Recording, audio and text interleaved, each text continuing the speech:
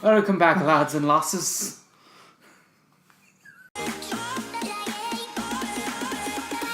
Welcome back to another amazing episode of Rounds of the Knight's Table. I'm Jim. I'm Mary. Today we're going to talk about fighting with my family. Oh look, the Irishman, or the Englishman, according to you. We out here, popping green, Guinness, Irish car bomb cupcakes, took the 23andMe. Results say Irish like a mother jumper, so much that Daniel Day-Lewis would have been shit-talking me and him in Gangs of New York. So Fighting with My Family is the story of Paige from WWE, and it's her life up to her first debut on Raw live.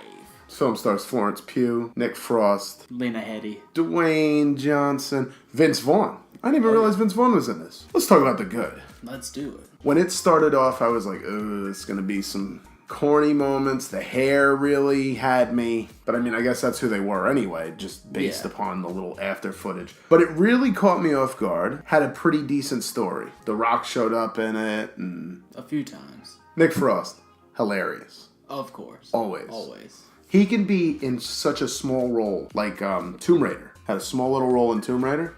Funny. Shaun of the Dead. Bigger role. Hilarious. And that's where I was first introduced to him. Florence Pugh. Amazing. I thought she did really good in this. Definitely. And she's like, it's like such a different look from Outlaw King. And she pulls the look off really well. It's about her journey through NXT to become a diva.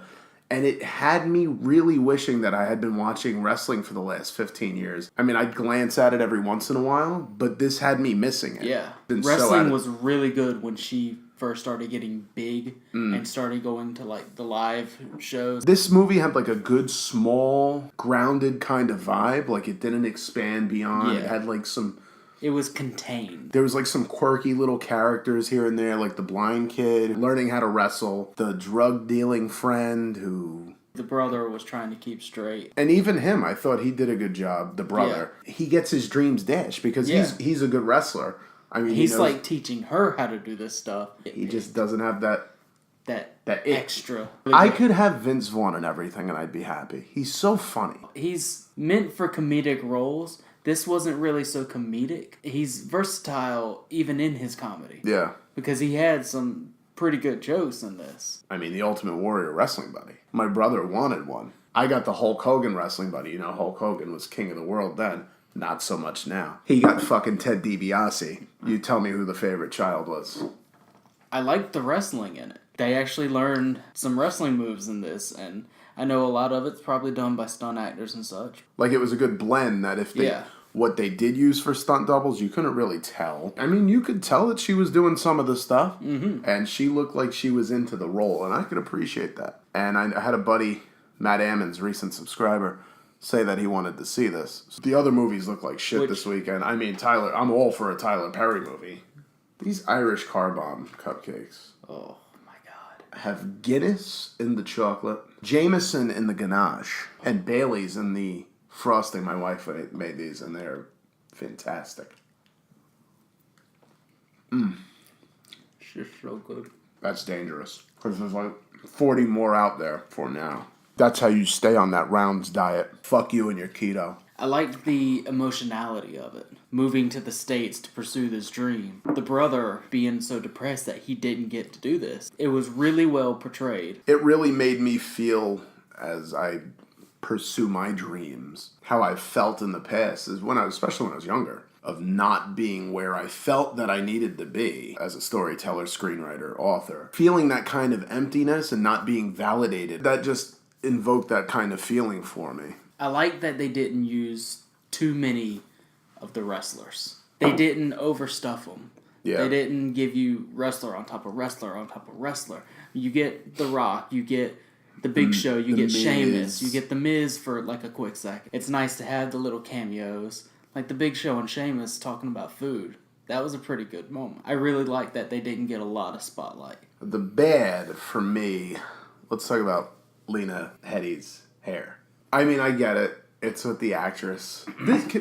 It's a wig. It's gotta be a wig. Can we not get this woman a decent wig? This poor woman is having to wear wigs. She's a beautiful woman. What a lovely head of hair. let her have her normal hair. There was some really cheesy moments. Some really corny moments. The corny moment for me was like, yeah, they made those belts.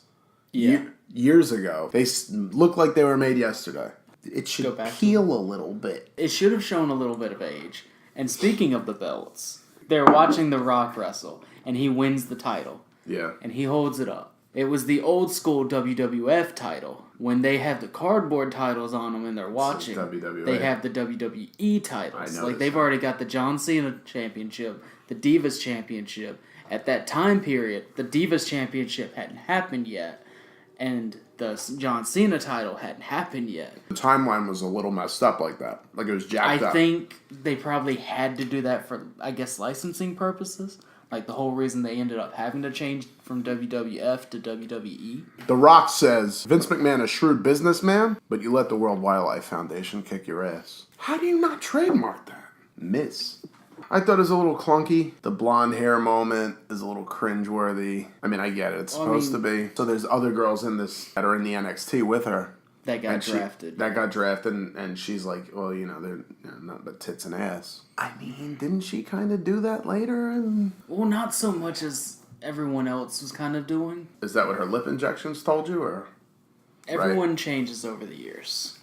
And Paige has had some really rough years. So speaking of this, I've been following Paige's up-and-coming career for a while, since before she started on Raw. She was known as the Anti-Diva. I don't know if I agree that they didn't show her being the NXT champion. Yeah, it kind of just went from like she was there for a few weeks, and then she's all of a sudden on Raw. And I was like, ooh, that kind of, they jumped the shark a little bit, I thought. They didn't really show her ascension NXT. It didn't show her being the NXT Women's Champion. When she gets to Raw, yeah, she's a little nervous when she's, confronting AJ Lee. But on the surface, she looked calm and ready to drop bombs. When she actually did that in real life, she did actually say some words before the match. And yeah, Paige wins, and it's a great moment.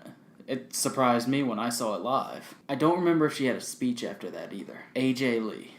I don't know if I liked the actress they had for her. She kind of had like the tone and from somewhere. The attitude of the voice down for AJ. I don't know, there was something a little off. AJ is a little shorter than that in person, but she also had that really crazy, quirky attitude, and this girl didn't really portray that so much. She tried to with the voice. My final thought, it was a refreshing wrestling movie. Not a younger family fun, but a teenage family fun, maybe even like 9, 10. It's good to see female protagonists, to get that kind of screen time, because like I always say, somebody has a story to be told.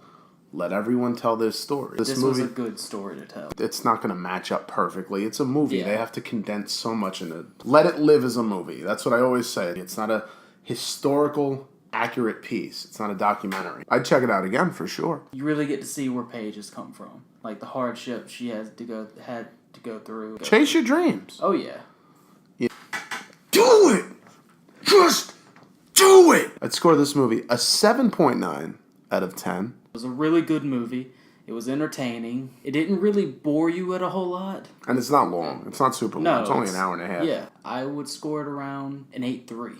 If you saw this movie, let us know what you thought about it. If you are a big wrestling fan and you're like, oh, this movie sucked. Or if you're still living on that David Arquette wrestling movie, Ready to Rumble. If you like this movie, let us know. If you hated this movie, let us know. If you like this video, hit that like. Press that subscribe. And we will check you out next time. Only on Rounds of the Night's Table.